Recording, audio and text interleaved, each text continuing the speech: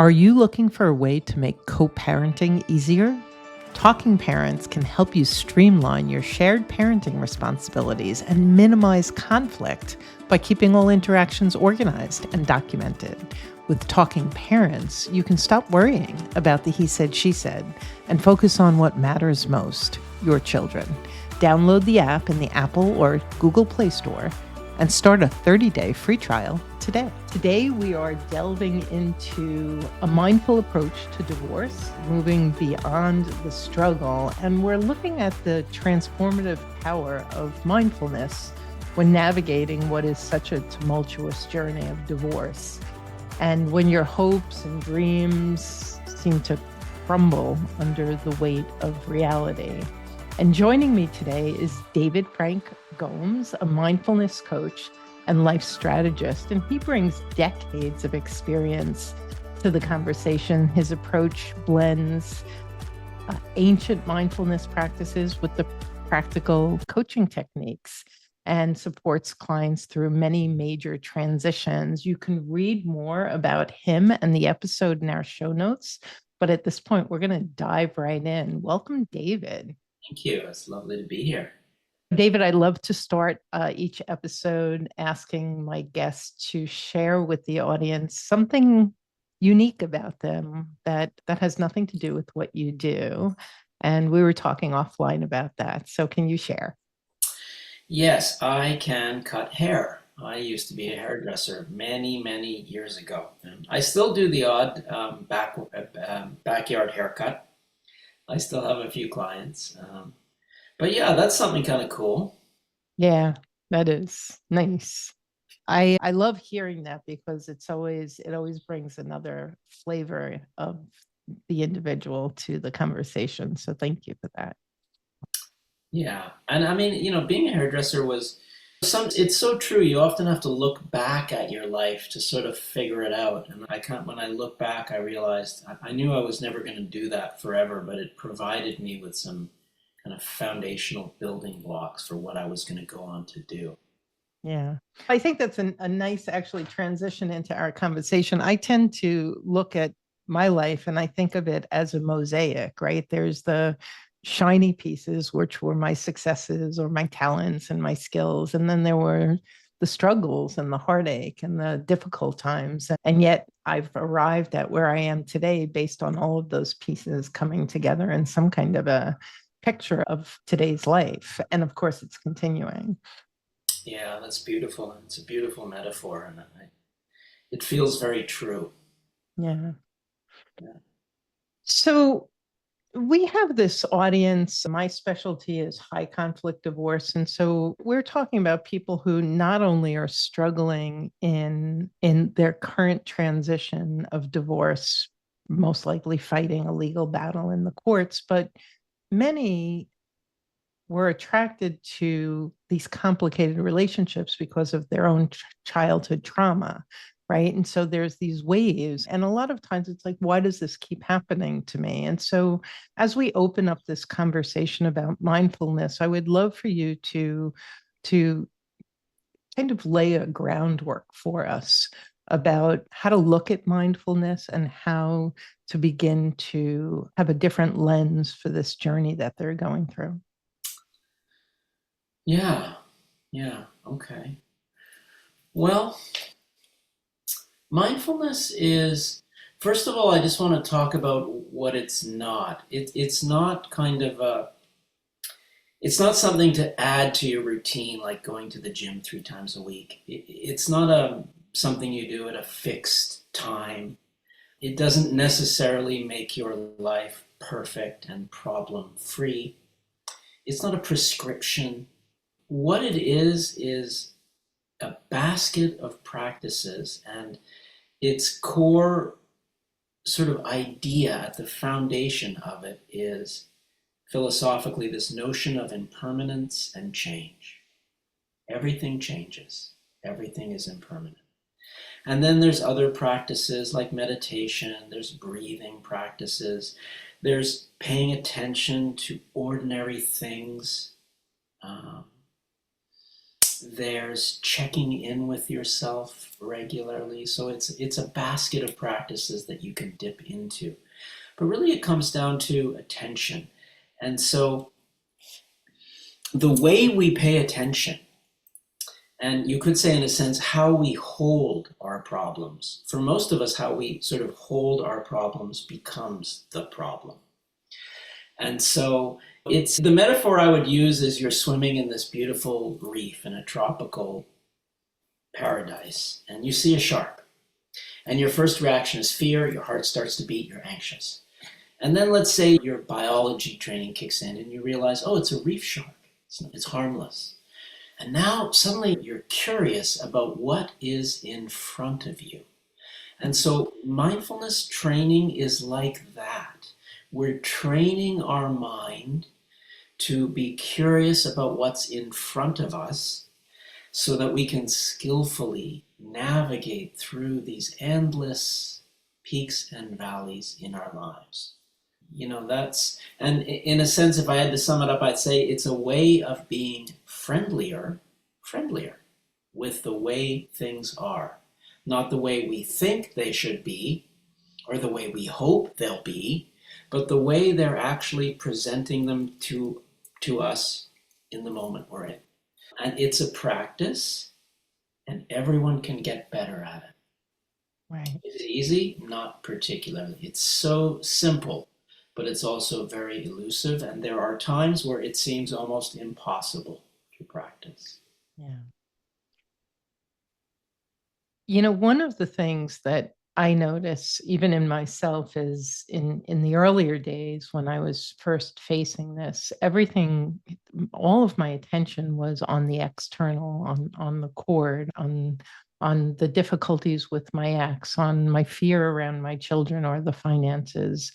And those were so big and loud and noisy and scary that friendliness that would invite me to look in the mirror and notice me.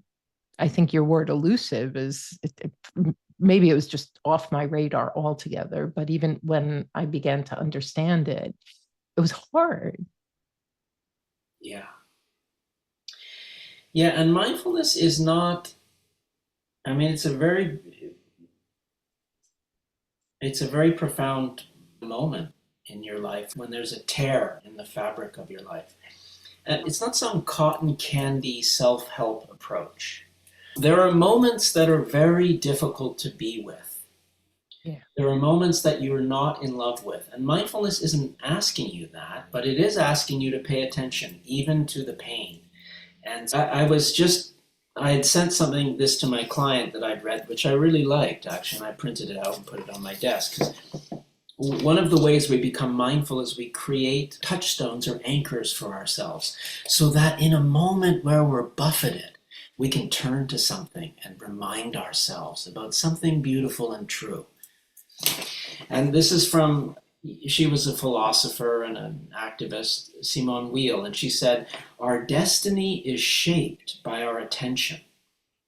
She called absolute unmixed attention, she said it was prayer.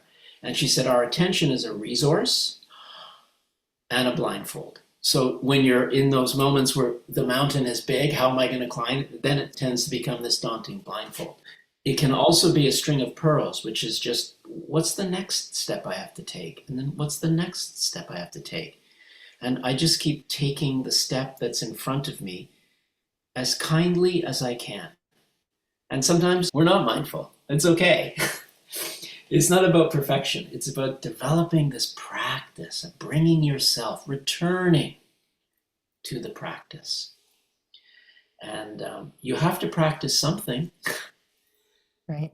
And you've used the word curiosity more than once. And I often will talk about trying to pivot from the judgment that we have about what's going on or who's doing what or what's not moving fast enough or whatever, to curiosity. Can you elaborate a little bit more on the role that inquiry or curiosity plays in mindfulness?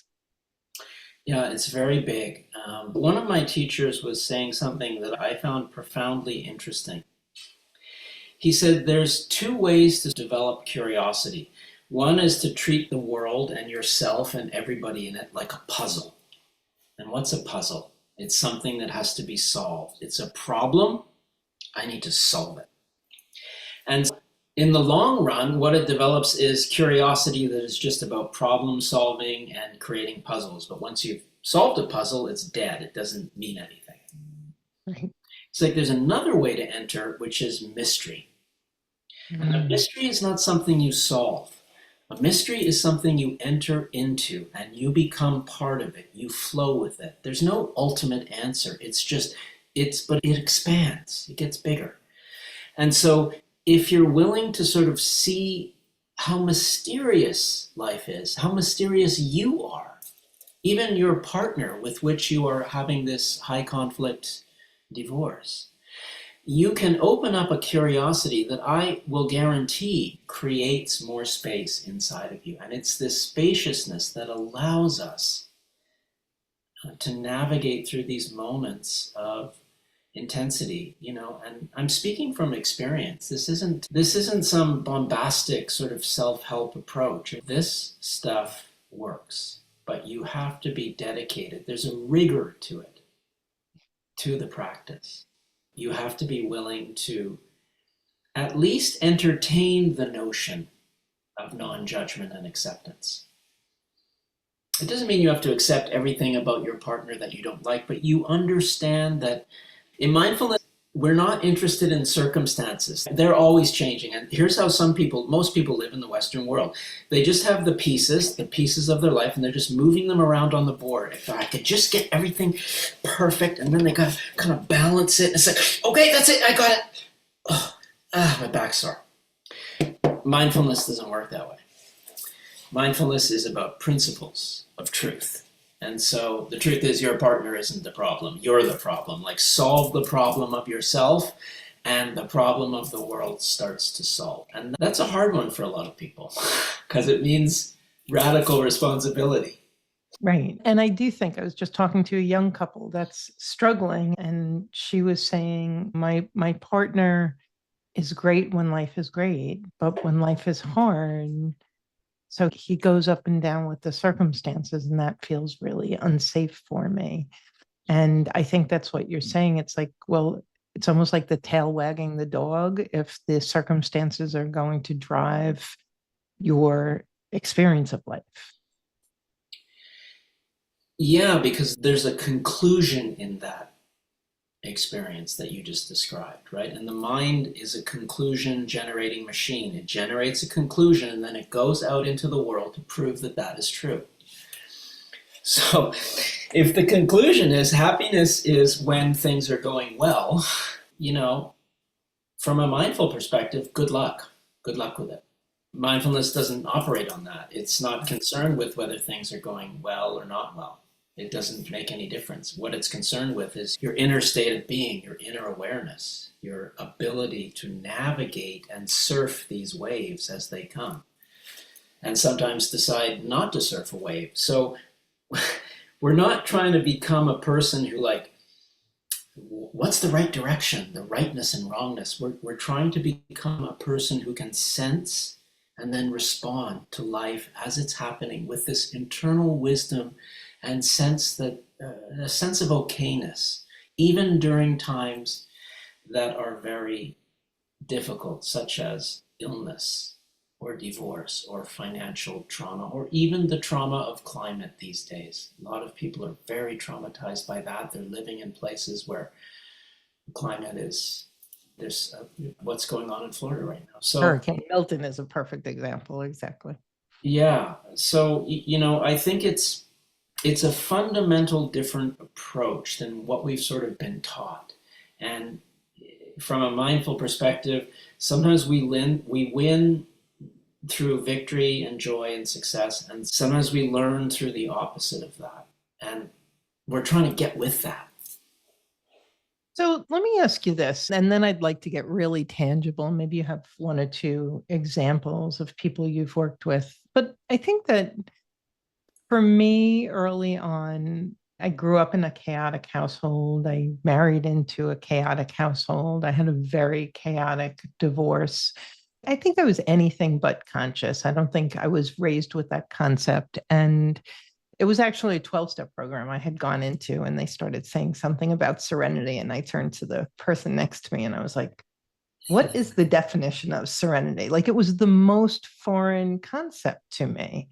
And I would say that I've been doing this for 14 years, that a lot of listeners have been raised and lived in chaos. And so when you have that frenetic energy, and that comes from both parties, and how do you go from that to, like, what are the baby steps to begin to slow down enough to step onto a mindful path, maybe is a good way to say it? Yeah, it's an excellent, you ask excellent and very difficult questions. There's no one particular way, but step one is always to develop, create, cultivate a balanced nervous system. So that's step one. We're not really doing the deep work until we can just calm down enough. And that's a different process. The coaching is kind of the tactical doing piece of the work I do. And the mindfulness is the internal being piece. So I don't lay some like thing on people and like, here's the 4 step. But there is a subtle process in coaching. And what we do is we work with what's actually happening. We try and be as specific as possible. And then, so the mindfulness is kind of embedded into daily life. It's not, as I said, something you do outside. So we take what's happening and then we apply small practices. Because the truth is, the beautiful thing about mindfulness is you can take something that's happening and you're in the middle of this messy divorce and you can decide. You actually have to decide. You have to choose. What do I want to practice in this moment? What would be most valuable to me? Maybe in this moment it's boundaries. Okay, let's set up a mind. Maybe in this moment it's openness or forgiveness, or maybe it's surrender. And so it's a very difficult question to answer because everyone is different, but we slip into it. And the first thing we do is try and just relax and reset and get to this sense of enoughness, right? This is a central theme in our Western culture. I'm not enough. The moment's not enough. I don't have enough. He's not enough. She's not enough. That's very good. So Very good. we're just trying to address that in the beginning. And it's a slow process. And so the tools of change are practice. We find some things to practice on a regular basis. Adversity, that's a tool of change. We work with it rather than resist it. Vulnerability. We're at least willing to open up a little bit and suggest to ourselves, maybe it's not quite the way I think it is, and I can open myself. Mistakes. We make mistakes. It's not a big deal, right? It's a space of non-judgment. Like, good, what can we figure out from this? Patience, probably the biggest one. And finally, the most important one, love. It's all about love. Nobody, if you've ever sat with people who are dying, I can tell you they're not busy telling you, I wish I'd worked more. They're not spewing hatred or they're not gossiping. The incredible things that come out of the dying, the things that come out of their mouths, they're profound. So why wait? Even a divorce can be something we can use to wake ourselves up and be. And trust me, I mean, in my business, yes, I work with people who are going through stuff. I've seen the messy, ugly, long. I've seen that. I've worked with that, and I've also seen people do it in a very sane, kind way.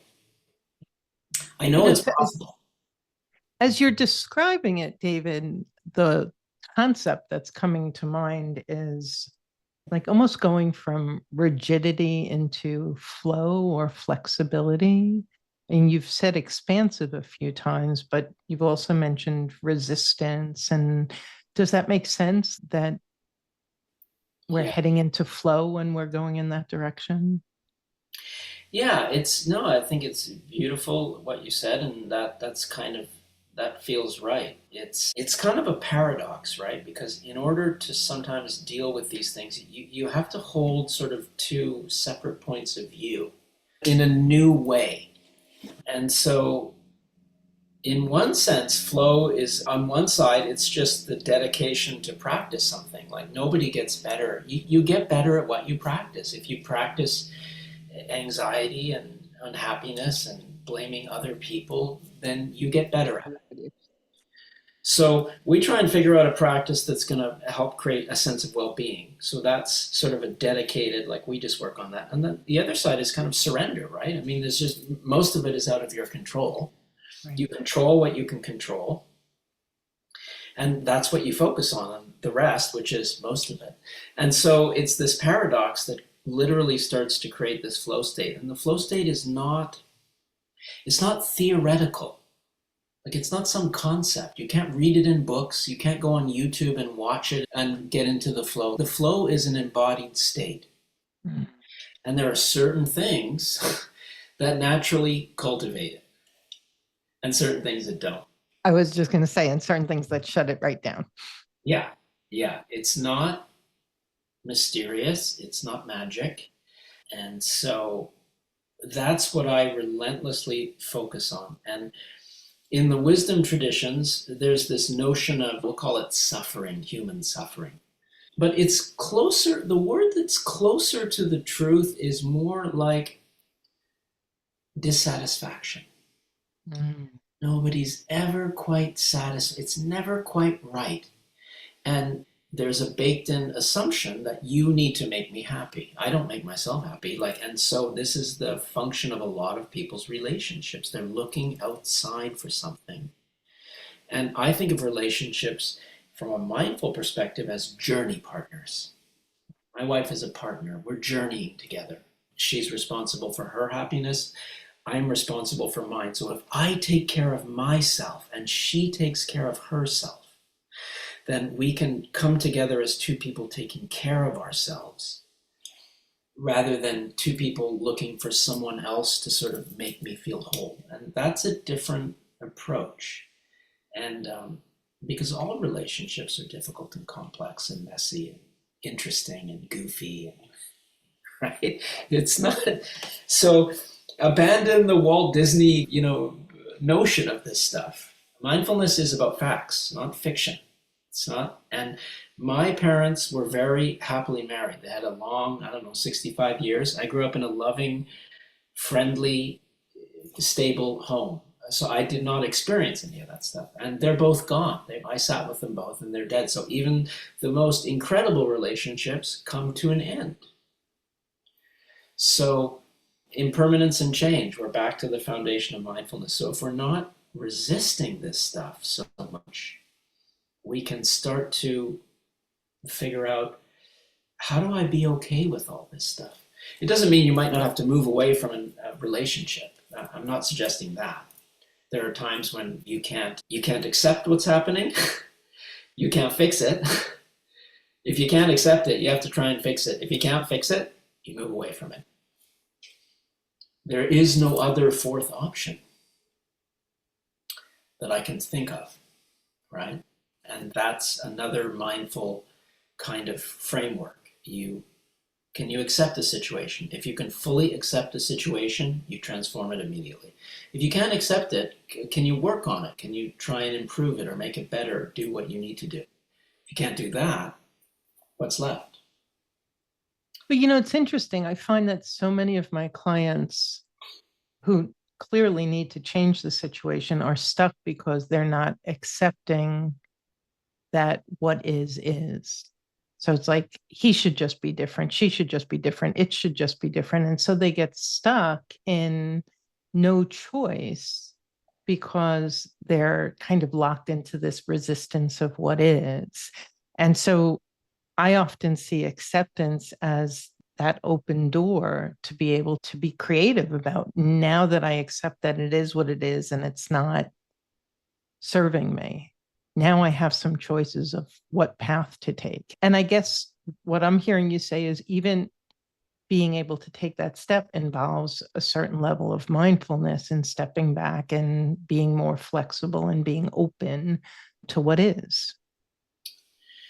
Yeah, I mean, I would say it's a more mature, realistic approach. Like in mindfulness, we just want to try and understand the truth of things. We don't want to live in this endless fantasy, right? And this fantasy of like somehow everything outside of me should do things a certain way so I can be happy is a fantasy, Right, right.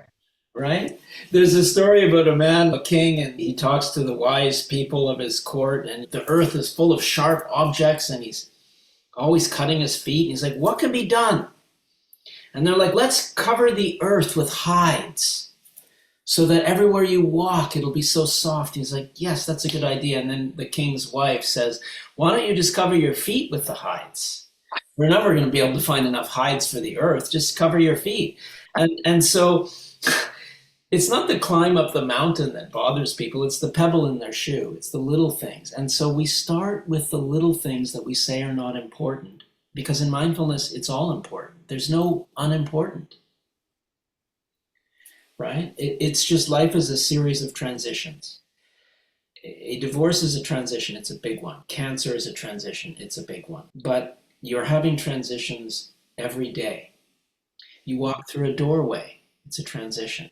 You sit down, you're standing up, you're full, you're hungry, you're sleeping, you wake up. And so we're trying to learn to see these things and understand, wow, I'm constantly.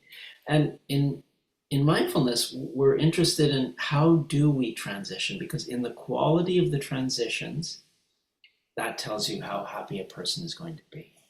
If you're constantly in a state of resistance, again, good luck. And Probably not too happy. yeah, and I think it's a central problem. I mean, if you really look closely, it's like people somehow think that acceptance means, I don't know, you're like a piece of warm jello in a bowl, and oh, it's some sort of new age nonsense, or it's completely the opposite. It's a very active, loving state where you're trying to just, as you said, move in this flow of life and realize that I can adjust, I can make changes, I can figure this out. We're going to stop for a short break. And when we get back, you said something earlier I'd love for you to elaborate on, which is you said something about fact and fiction, which I'm really curious about. Your kids may not be the only ones taking tests this year. SoberLink is the #1 alcohol monitoring device on the market for parents who need to prove their sobriety. Here's how it works. Your co-parent will test at scheduled times each day. Built-in facial recognition confirms their identity. Tamper sensors flag any attempts to cheat. And results get sent instantly to your phone. So you know your kids are with a sober parent, whether it's during school nights or weekends away. Set your family up for success this school year. Visit soberlink.com/JBD to learn more and get $50 off your device.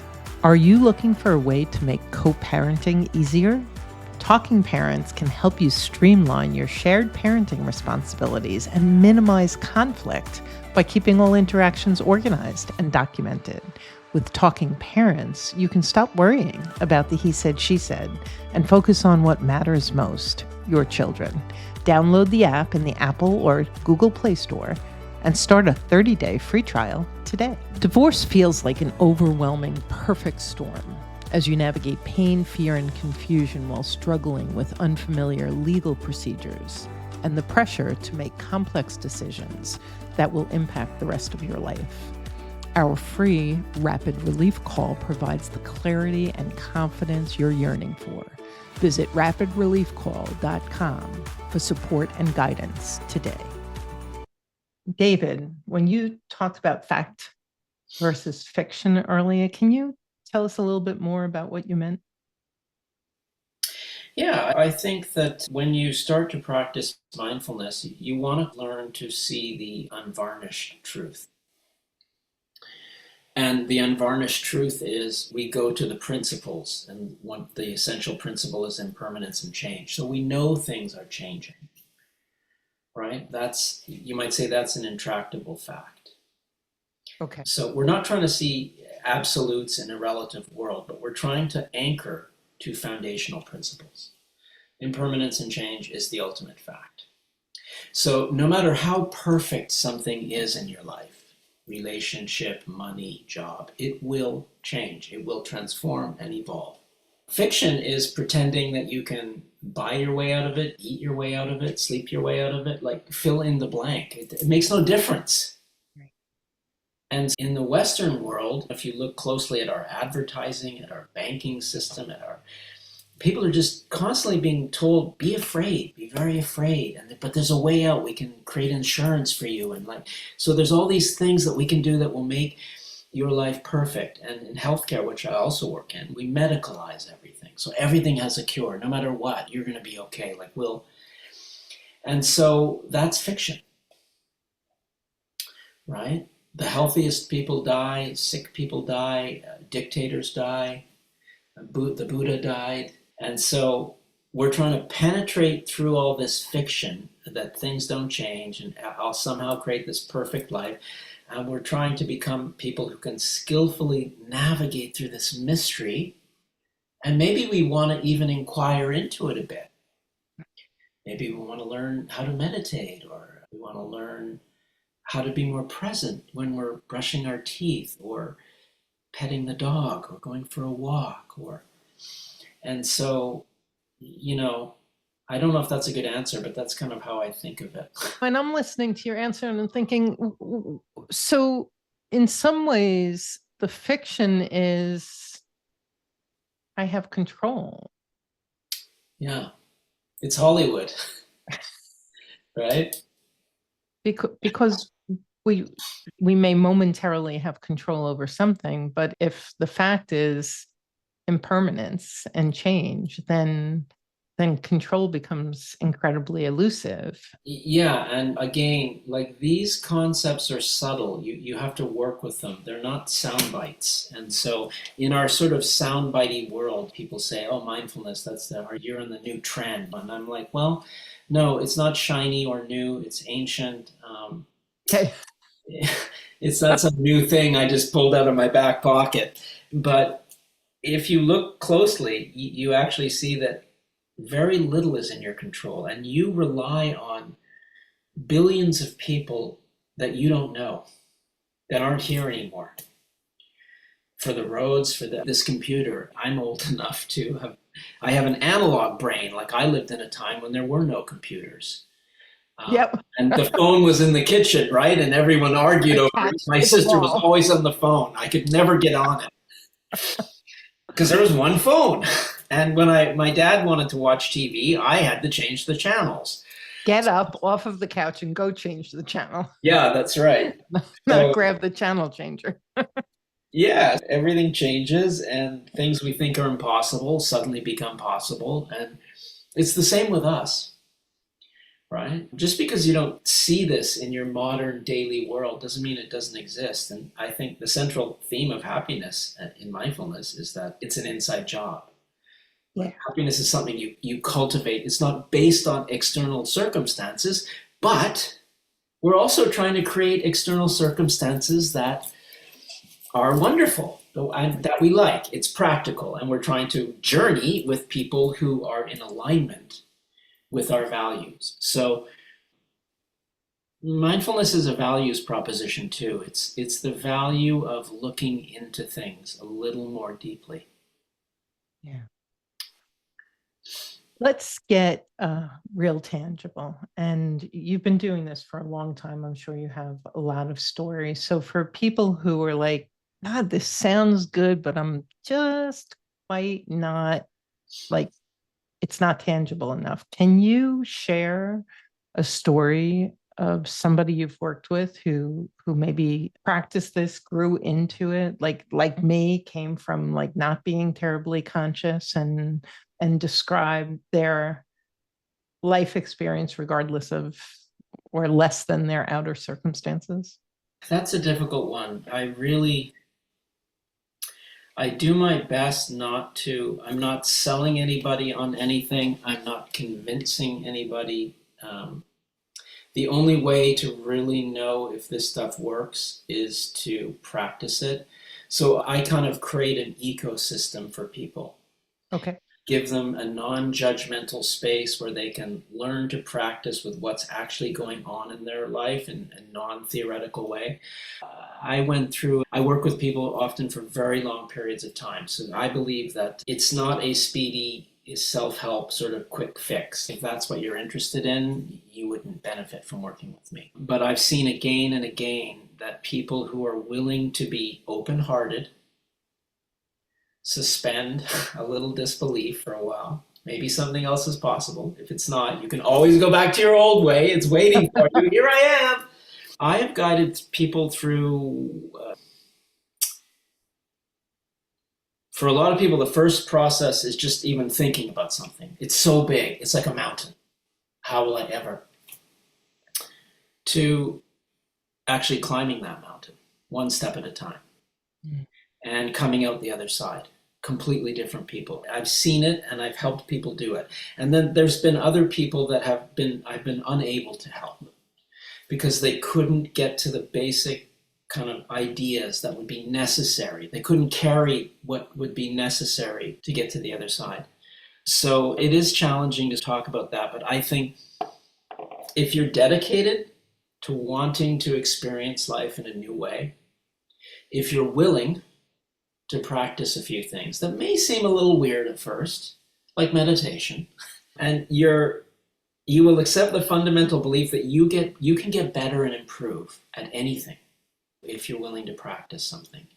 And also if you're willing to have a bit of fun, right? Because I actually think the work I do is people enjoy it. You've got somebody that's focused on you, paying attention to you, listening to you in a space where there's no judgment.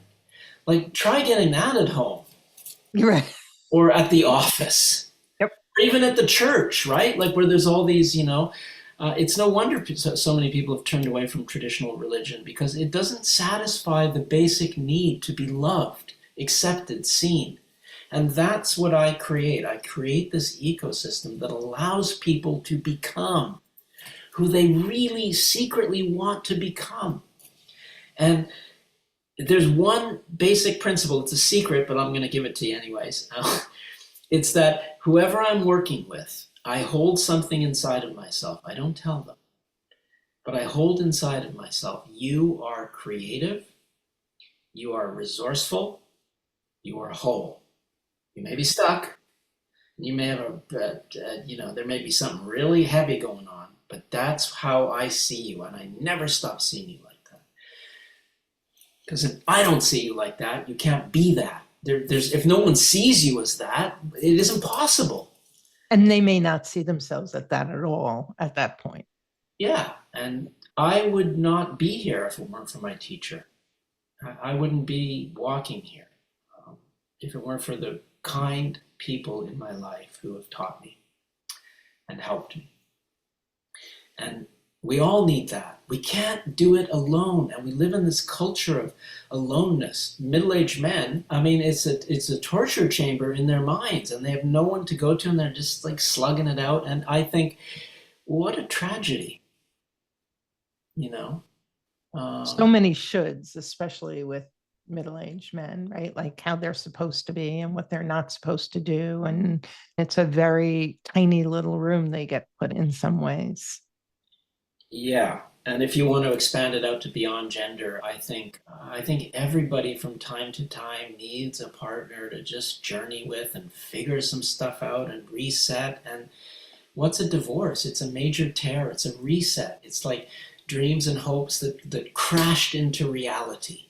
Just like me, I know that happened to me when I was not with divorce, but with a life-threatening illness, with the possibility of not being around quite suddenly. And that's just as challenging as a divorce, So I get it. And I think you've got to work with people who have a humility and an understanding and some sort of a process for sure. But there has to be this intuitive space so that truth can emerge. Yeah, I think that, David, I would say that the word that I use with my clients is recalibrating, right? So you get married, you have children, and your eyes are on the prize. This is like, we're going to be together. We're going to celebrate our children's weddings. And and pulling away from that when it all starts crumbling. I tend to see so many people who white knuckle it and they're in such resistance. And it's like, no, the other person's wrong. This is bad. And it's almost like driving into a building that's on fire and then just hitting the brakes and just staying there and being more and more pain because I'm not going to go forward. I don't know what's on the other side type thing. Yeah, exactly. And that's part of the fantasy thing, right? It's everything is interconnected. In mindfulness, we might use a term like interbeing. It means that life's not a straight line, it's essentially a circle. That's how we view it. Everything is touching everything else. And beginnings and endings, I don't know. I don't know even know what that means. Right, right. And so somebody who's like, it shouldn't be this way. That's I think if I could encapsulate what I hear in 100 different words all the time is it's not supposed to be this way. Yeah, and the only time we suffer is when we argue with reality. I'm not doing mindfulness and spiritual practices because I'm a particularly spiritual person. I'm doing it because it hurts to argue with reality. But if that's a place to start, I'm happy to start there. Okay, the other person's the problem. Let's work with that. Let's work that out Right, right, and see where it takes us. right. Because if you want to cover the world with hide, like good luck. Try covering your shoes and start there. And so, I find when you get a little opening, like when people get a little taste of mindfulness, and in coaching, sometimes early wins can be, we want little early successes. They can be very small, but it encourages people because we're trying to allow ourselves to be pulled forward rather than, and you sort of, wow, this feels good. I like this. This is okay. I'm like, yeah, okay, let's good. Yeah, it is beautiful, and we all have lives where we go through these moments that we're not in love with the moment. We don't want it to be that way, and that's okay. That's where we start with this not okayness. But the goal is, how can we be okay with it? And if we were a little bit more okay with it, even just a little bit, where can we go from there? And the next thing you know, you're in this other universe. So we have to start wrapping up, but your comment just brought something to mind. So here I was really doing a lot of work and feeling very good about myself and feeling like I was in acceptance and open-minded and in flow. And then my mom passed away, which today is actually the 3-year anniversary. And what immediately followed was the breakdown of the relationship with me and my siblings. And without getting into details, my kids were involved. I was very upset. I was very angry. And I became the unconscious version of myself for a little bit. And is that something that you see? Is that pretty normal that like when a new crisis hits that you might have temporary amnesia around your mindfulness or something along those lines? Could you just speak to that? Yeah, there's a quote that I read recently that I liked. It was, there are years that ask questions and years that answer questions. But to answer that question, yes, not only is it normal, it's a necessity. It's like the dark night of the soul, doing all this stuff, and then you're like, I'm great, I'm a mindfulness guru, and everything's fine, and then Bam. something happens, and you go into this sort of dark night of the soul or whatever. And in a sense, those are part of this rhythm of life. And it's very painful. But I've never seen anyone succeed by beating themselves up. You can't get poor enough to get rich. You can't get sick enough to get healthy. You can't get angry enough to get loving. But we try to hold these moments in a different way and realize, okay, like I was sailing and then a storm came and I haven't adjusted my sails yet. And, if you need to be angry for a while, then let's try and understand that at least. Let's feel what that feels like. I think it's important to be sane and practical and non-judgmental to yourself. And these moments happen even to people who have been practicing for a very long time. And I know that from some of my teachers who have been practicing for, 50 years. And even they say, yeah, that's okay. So, yeah. So in many ways, I hear you saying So even that, we're just invited to be with, that it's part of the journey, that you don't have to resist that either, and that you just be with everything. Yeah, it does change. Like I think people who are deeply embodied, like that, I call it the gap, right? When it's like dun dun dun dun, dun, you fall down a hole. It's a big gap, and it takes a long time to recover. But with practice and dedicated practice, the gap gets smaller. And then some things you notice, well, you don't even really notice them because the things that bothered you a year ago or something that normally triggered you stops triggering you. And you go, oh, this is what success looks like. It looks like this. And this is what grief looks like. It looks like this. As opposed to, it shouldn't look like this. Right? How do you know it's supposed to be happening to you? How do you know you were supposed to be angry? Because you were. That's how you know. And you are, and it is. Yeah. And then you figure a way out of it. And if you're having trouble figuring a way out of it, you work with someone like you find someone to help you. Yeah. Well, this has been such a lovely conversation. I want to thank you so much for joining me and the listeners. I would love for you to share how they can find you. I know you have a gift for them. Yeah, no, they can find me at my website, davidfrankgomes.com, and there's lots of resources on there and a zillion blog posts about various practical matters. And I'm happy to give anyone who's interested a complimentary conversation just to chat and see what's going on. Yeah. Beautiful. Everything is in the show notes, folks. So just go and grab the links and check out David's website. The practice of mindfulness and the work that he does will so brilliantly support you through this difficult transition. And also, in my humble opinions, just set you up so well for what's to come ahead, and to be that open, flowing acceptance of what life is going to invite you into.